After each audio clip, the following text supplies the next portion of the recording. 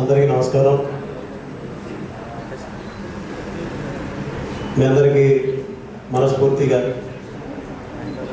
శిరస్సు వంచి పాదాభివందనం చేస్తూ ధన్యవాదాలు చెప్పుకునే సమయం ఇది. ఎప్పుడో మొదలుపెట్టిన ప్రయాణానికి ఇక్కడి దాకా రావడానికి మీరందరూ తోడున్నారు. నాకు తెలియదు చాలామంది మీడియా మిత్రులు బీమ్స్ ఇక్కడ ఉంటే బాగుంటుందని కోరుకున్నారు.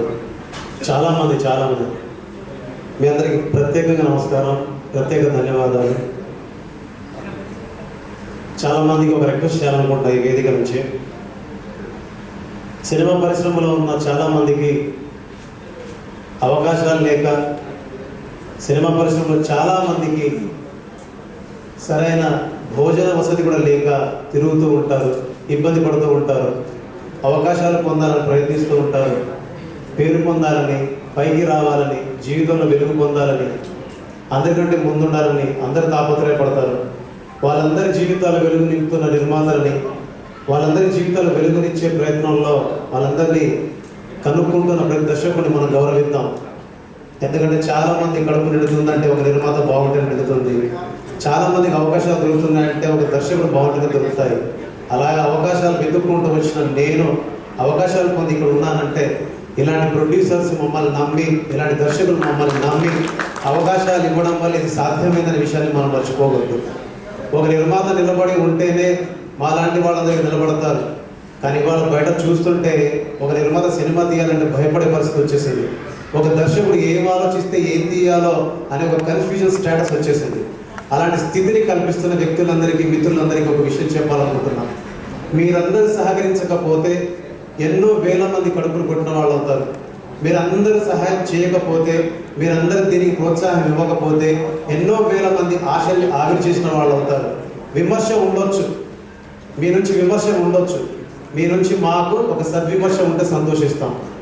ఒక ప్రాజెక్టు మొదలవ్వడానికి, ఒక కథ సినిమా సెట్ ఎక్కడానికి, ఒక పాట బయటికి రావడానికి, అది హిట్ అవ్వడానికి ఎన్ని రాత్రులు, ఎన్ని పగళ్ళు, ఎన్ని సంవత్సరాలు, దాని వెనకాల ఎంత బరువు, ఎంత ఇబ్బంది ఉంటుందో మోసిన నాకు తెలుసు. కాబట్టి ఆ కష్టాన్ని భరించిన వాడిగా నాకు తెలుసు. కాబట్టి నవమాసాలు మోసి బిడ్డను కనే ఒక తల్లికి ఆ పురిటి నొప్పి తెలుసు. కాబట్టి ఆ నొప్పి భరించిన వాడిగా మీ అందరికీ నా రిక్వెస్ట్ మాత్రమే చేస్తున్నాను తప్ప నేను ఎవరిని విమర్శించాలనో, ఎవరికి ఏదో సలహా ఇవ్వాలని నేను చెప్పట్లేదు.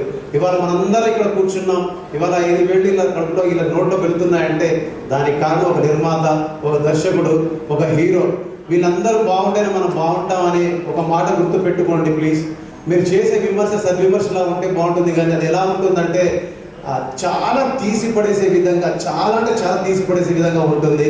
అది సరైన పద్ధతి కాదని నాకు అనిపించింది. మీరందరూ ఒకసారి దాన్ని క్రాస్ చెక్ చేసుకోవాలని మనస్ఫూర్తిగా కోరుకుంటాను.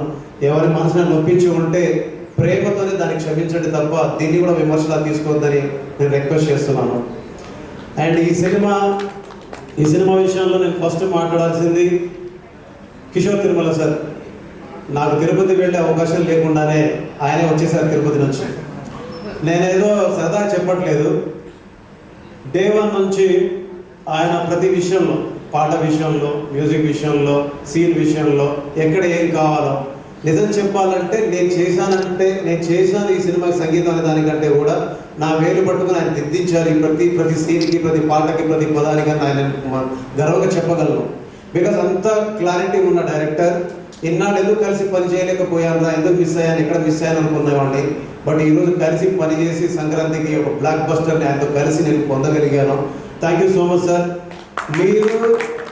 మీ ఎవరికి తెలియదు ఆయన హెల్త్ ఇష్యూస్ ఎంత ఇబ్బంది పడ్డారంటే, చాలా జ్వరం వచ్చిన, మీరు చూసారో లేదో డ్యాన్స్ వేశారని, ఆయన డ్యాన్స్ చేస్తే వైరల్ అయిందని మీరు అందరూ అనుకుంటున్నారు. కానీ ఆయన వైరల్ ఫీవర్ ఉండే అప్పుడు.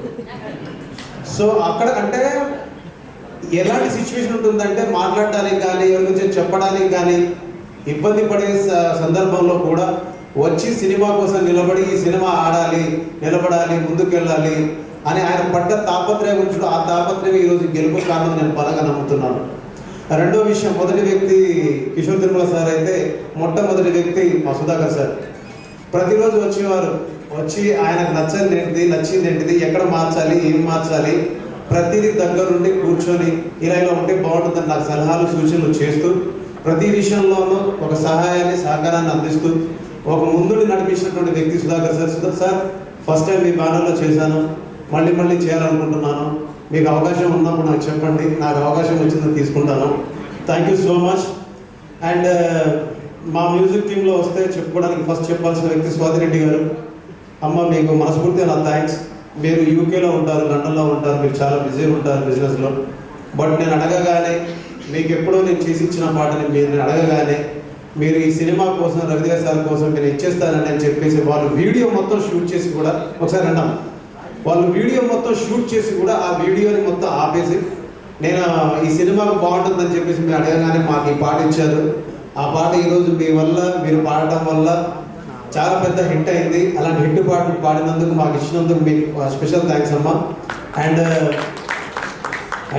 ఈ సినిమాలో పాట రాసిన దేవ్ పవార్, నీకు మంచి భవిష్యత్తు ఉండాలని కోరుకుంటున్నాను. సురేష్ గంగుల అండ్ మా Raghuram alias RR Dhruvan, thank you so much. And Bhanu sir, మన కాంబినేషన్ అని కాదు, మన కష్టం, మనం చూపించే ప్రేమ, మనం చూపించే ప్యాషన్ ఉంటుంది కదా, సో దానికి మనం మళ్ళీ కలిసి పనిచేయాలని కోరుకుంటాను. ఇక ఫైనల్గా ఒక వర్డ్ చెప్పాలి. ఫైనల్ కాదు, నేను డింపుల్ హైదీ గారి గురించి, ఆశికా గారి గురించి చెప్పాలి. మీరిద్దరు థియేటర్లో చేసిన డ్యాన్స్కి, నాకు వచ్చిన వీడియోస్కి, యాక్చువల్లీ సోషల్ మీడియాలో ఉండను. చాలామందికి ఒక రిక్వెస్ట్ అండి, నేను ఎక్కడా ఉండను, నాకు ఏమీ తెలియదు. ఎవరైనా ఫోన్ చేసి లేదా ఎవరైనా ఫోన్లో వీడియో ఎవరైనా పెడితే తప్ప నాకు అది చూసి ఇది బాగుందని చెప్పుకోవడం తప్ప, ఇది వర్కౌట్ అయింది, ఇది అయింది అంటే నాకు తెలియదు అది. బట్ నాకు చాలామంది పెట్టారమ్మా మీ గురించి, మీరు చేసిన డ్యాన్స్ గురించి. Thank you so much. And నాకు గుర్తుంది, వాంబవాయు షూట్ జరుగుతున్నప్పుడు ఇది చాలా బాగుందని మీరు గట్టిగా చెప్పడం నాకు నచ్చింది. విజిల్ పెట్టి చాలా బాగుందని మీరు గట్టిగా బలంగా వాదించారు ఆ రోజు. అండ్ నా హీరో, మన హీరో, నా దేవుడి గురించి ఒక మాట చెప్పాలి. నువ్వు మాట్లాడకు మీన్స్ నువ్వు మాట్లాడవద్దు, నీ పని మాట్లాడాలి, నీ పనితోనే నువ్వు మాట్లాడాలని చెప్పేవారు ఎప్పుడు. అందుకే ఎక్కడికి వెళ్ళినా అందరూ అంటారు, నువ్వు ఎందుకు మౌనంగా ఉంటావు, ఎందుకు నిశ్శబ్దంగా ఉంటావు అని.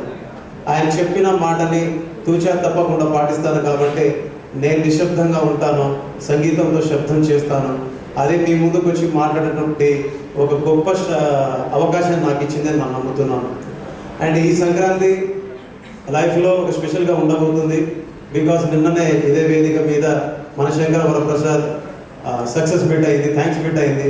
ఇదే వేదిక మీద ఈరోజు భర్త మహాశయులకు విజ్ఞప్తి సక్సెస్ మీట్ అవుతుంది. ఎంతకంటే ఒక జీవితానికి ఏం కావాలి, ఎంతకంటే ఒక సంగీత దర్శకుడికి ఏం రావాలి, ఎంతకంటే గొప్ప సంపాదన ఏం కావాలనిపిస్తుంది. తెలుగు ప్రేక్షకులందరికీ ఇప్పుడు అనిపిస్తుంది, చెప్పాలనిపిస్తుంది. మీకు నేనేం చేశానో, ఏం పాటలు చేశానో, మీకు ఎంత మెప్పించానో, మిమ్మల్ని ఎంత ఎగిరించానో నాకు తెలియదు. కానీ మీరు చూపిస్తున్న ప్రేమకు మాత్రం ఇంత దూరం ప్రయాణం చేయడానికి, ఇంత దూరం రావడానికి, ఇంత గొప్పగా మీ ముందు నిలబడి మాట్లాడడానికి మీరు ఇచ్చినటువంటి సహకారాన్ని చూస్తుంటే అనిపిస్తుంది ప్రతి ఇంట్లో ఒక్కసారైనా పుట్టాలనిపిస్తుంది. కానీ ప్రతి ఇంట్లో ఒక పాటలా పుట్టి ఉన్నాను, కానీ ప్రతి ఇంట్లో ఒక్కసారైనా వచ్చి కలవాలనిపిస్తుంది. ప్రతి ఇంట్లో ఒక పదంలా మీతో కలిసి ఉన్నాను.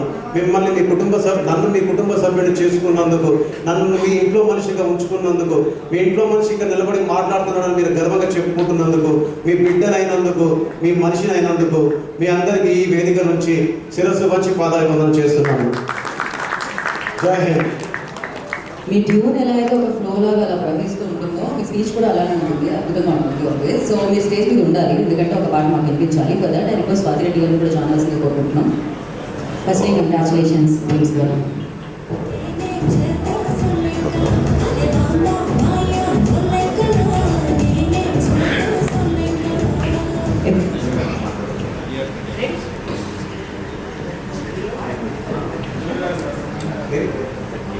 సాంగ్స్